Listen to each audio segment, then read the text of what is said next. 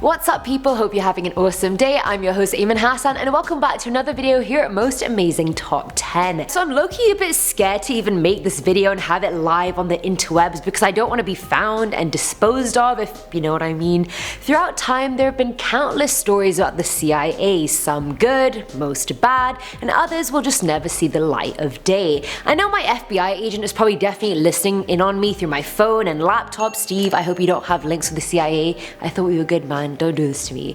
Just also wanted to preface this with the fact a lot of these stories do make the CIA look bad, and I don't want our American subs commenting being like, oh, she's so anti-American, because I'm totally not. These are literally just facts, take them with a grain of salt, and here we go. Here are the top 10 scary CIA urban legends. Starting us off with number 10 is POLYBIUS. Now this urban legend started circulating around 1981 in Portland, Oregon, and it was actually an arcade game. It was apparently so popular it got players super addicted to the point lines started forming around the game and people would regularly fight over turns. Legend has it that the game was actually a government-run crowdsourced psychological experiment. Many reported seeing men in black visit the machines in order to collect unknown data from them. Apparently they would test the responses to the game for psychoactive effects, and most users suffered from hallucinations, amnesia, insomnia, and night terrors. It was said it was a CIA experiment spun off MK which was a psychoactive drug study done on unsuspecting subjects, which I don't even think is legal, but then again isn't half the stuff the CIA does illegal. The game randomly disappeared without a trace from all arcade markets a month after its release, and that was the end of that. Fun fact of the day other than this whole video, POLYBIUS was also the name of a Greek historian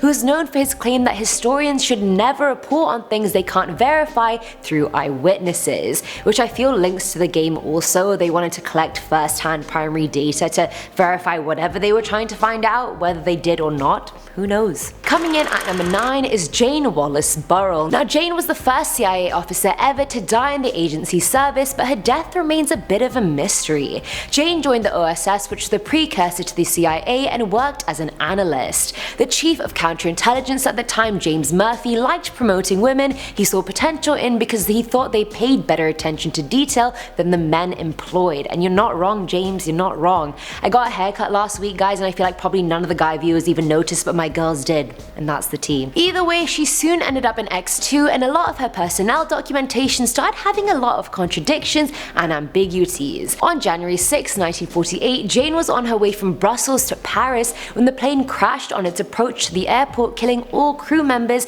and 10 out of 11 passengers. Press reports said Jane was a clerk or a courier, but they were obviously wrong. Official documents shed no light on what the purpose of Jane's trip was. It said she was on an operational mission, but a US spokesperson said she was just on holiday. Again, I don't know how trustworthy her documents are considering all her documents were riddled with mistakes anyway. Either way, she didn't even end up on the CIA's memorial wall because those are only for employees that died on missions. I think that's the biggest snub if I ever saw one. At number 8 we have Project MK. This isn't really an urban legend because we all know it happened, but it was technically meant to be a secret, and it was for a very long time. Secret and illegal. From 1953 to 1964, the CIA launched this project in which they secretly tested the effects of drugs on hundreds of Americans that had no idea. They used to use hookers to lure unsuspecting men for testing, and narcos would even just go and slip the drugs into people's drinks. The project examined the effects of LSD, acid, and other barbiturates, and I know it seems screwed up and random, but they did so because the US government thought the Soviet Union was using these drugs to hypnotize captured Americans, so they didn't want to fall behind in any way at all. So let's just drug our population. They would literally drug randomers and then follow them and see what they would do. US Marshal Wayne Ritchie got dosed with acid at a bar with other officers, and then the room started spinning, and then he went upstairs to drink water, but it got a lot worse. He thought he was being assassinated, so he thought he would try to get them first by getting his guns and getting money for his girlfriend to buy a ticket out of there. He went into the bar, pointed his gun at the bartender, and demanded money. He was eventually subdued and arrested and had to leave the marshal service, and only 40-something years later he realized he was on acid the day he went crazy. In 1973, CIA director ordered all documents about and from the project to be destroyed. Filling our number 7 slot is Acoustic Kitty, and I promise you this one is not a joke. A report from the CIA in 1967 stated that the CIA spent $20 million to try and train cats to spy on Soviet embassies and the Kremlin. Dubbed Acoustic Kitty, the program involved implanting a microphone in the cat's ear canal and a small radio transmitter at the bottom of its skull.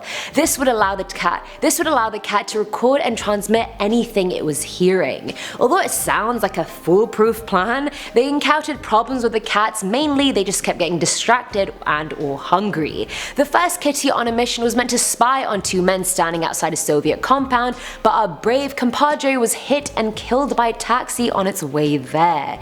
The project got disclosed in 2001, and I think this is the funniest thing I've heard to date. After they realized the project was clearly a fail, all the implanted cats were reoperated on and went on to live 9 happy lives.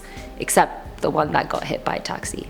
RIP. Now at number 6 is Operation Paperclip. Now this was a secret, clearly not so secret program of the Joint Intelligence Objectives Agency, and it was an OSS and Army CIC program that aimed to lure and recruit German engineers, scientists and technicians from Germany to America to obviously be employed there. They did so to aid America's post-war efforts and to also make sure that the most valuable scientific knowledge would end up in their hands rather than the Soviet Union's. And surprisingly enough, many of the Germans recruited were former leaders or members of the Nazi Party. They even managed to steal rocket scientist Werner von Braun and his V2 rocket team, who eventually went on to mastermind NASA's Apollo moon missions, hence making the US the winner of the space race when it could have very well been the Soviet Union. But they just went in their sleight of hand. Coming in at number 5 is TUPAC Shakur. I know there are many theories out there that claim Tupac is still alive, hiding somewhere, maybe on an island in the Bahamas, perhaps, or in the countryside of Scandinavia, who really knows.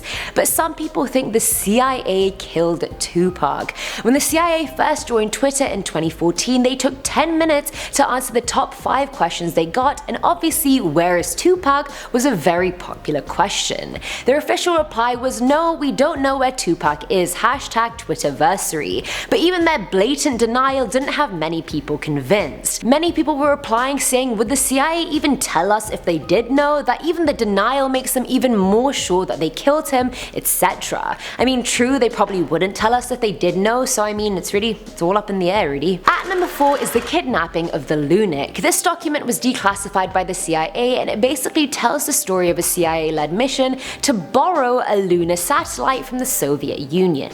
Borrowing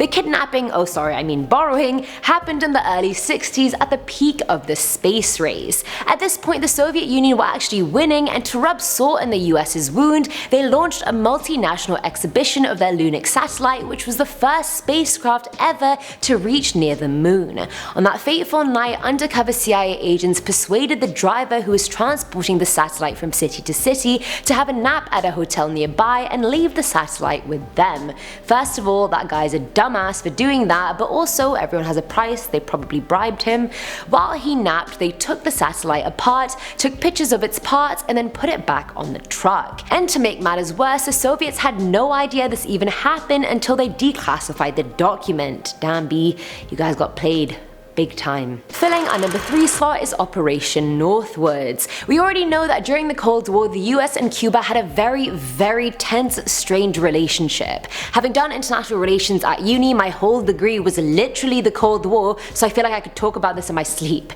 Either way, the US government and the CIA undertook many schemes to try and take down Fidel Castro, including Operation Mongoose, which included just straight up killing him, which would totally be subtle. Operation Northwoods proposed the CIA commit acts of terrorism against American civilians and military targets and then blame it on the Cuban government to justify waging war against Cuba. How screwed up is that even? I wish I could use a stronger word, but it's gonna get bleeped out for sure, I know. And they were talking like hijackings, bombings, the full shebang, even planting false evidence to implicate the Cuban government. In 1998, the NSA published declassified documents about the operation that never actually ended up happening, and the Kennedy administration said they recognized the problem with the operation, great, finally, and then rejected their proposal. I mean, at least it didn't go through. There is that. There's always a pro. Now at number 2 is the crack era. Back in the late 90s, the San Francisco Bay Area drug rings sold huge amounts of cocaine to the gangs of LA,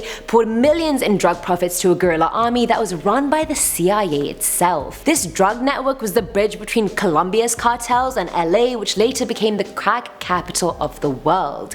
Investigative journalist Gary Webb published an extremely controversial 3-part newspaper series on the situation in 1996, essentially exposing the CIA.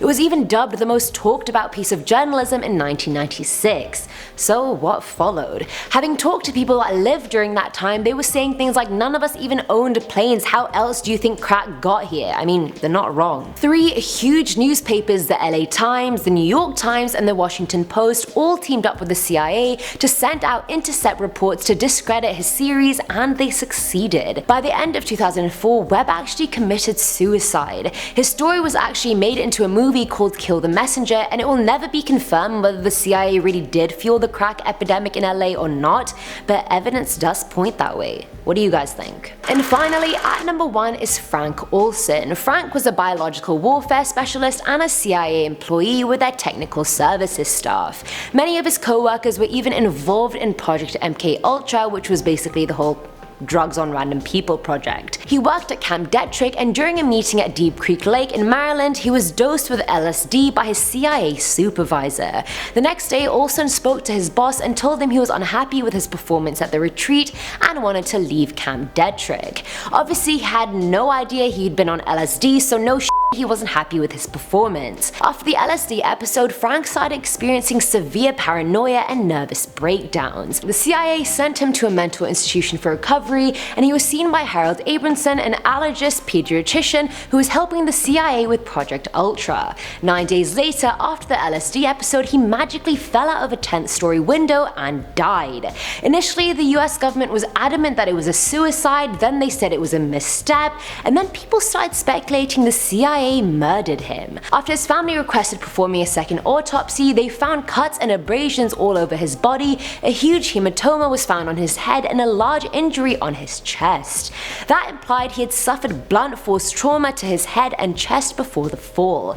The evidence pointed to murder. Frank's sons have been adamant on finding out the truth of the dad's death ever since, and are convinced this was the CIA's first manual assassination. And that's all, guys. Honestly, I learned a lot today. I didn't know about most things on this list, but now I feel woke. You know, I feel informed and awoke, and I hope you guys do too. Let me know what you thought of this list, and as always, I'm your host Eamon Hassan, and I'll see you next time. Or I won't. You know, if I too accidentally fall out of my 25th story apartment window, look for me. Look for me. I didn't just disappear. Okay, bye.